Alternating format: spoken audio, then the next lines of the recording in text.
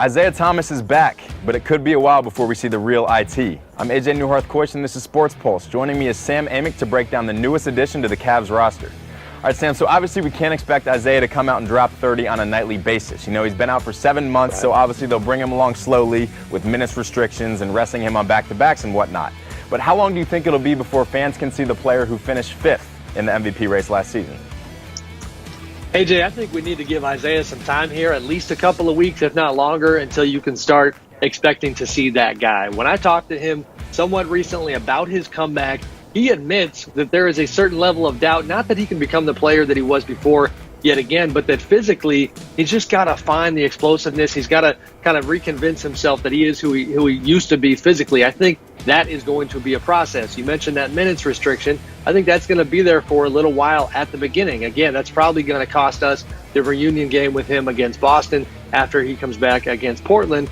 And it's going to be a slow process. But in the end, big picture, I think a major plus for the Cavs getting him on the floor finally.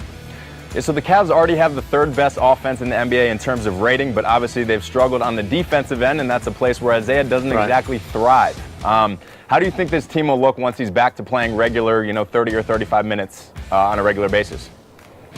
Bottom line for me, he fits in wonderfully because he makes them even better at what they already do incredibly well, which is score the ball. You're right. On defense, they are not going to get better. There's no reason to think that would be the case. And as a group collectively, they've got to find some answers. When it comes to the defense, they've slid back from 22nd in the league last season in defensive rating to 28th this year. That will remain a problem. But on offense, you get a guy who last year took 9 3-pointers a game, stretches the floor yet again for a team that has no problem stretching the floor. And I also think this is major first and foremost when it comes to LeBron James and the workload that he has had this season. As great as LeBron has been, he needs help.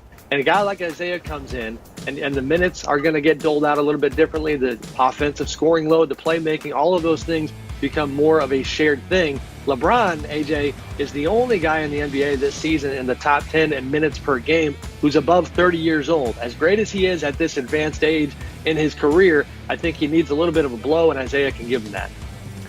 Sam, great stuff as always, and be sure to stick with Sports Pulse for the rest of the NBA season.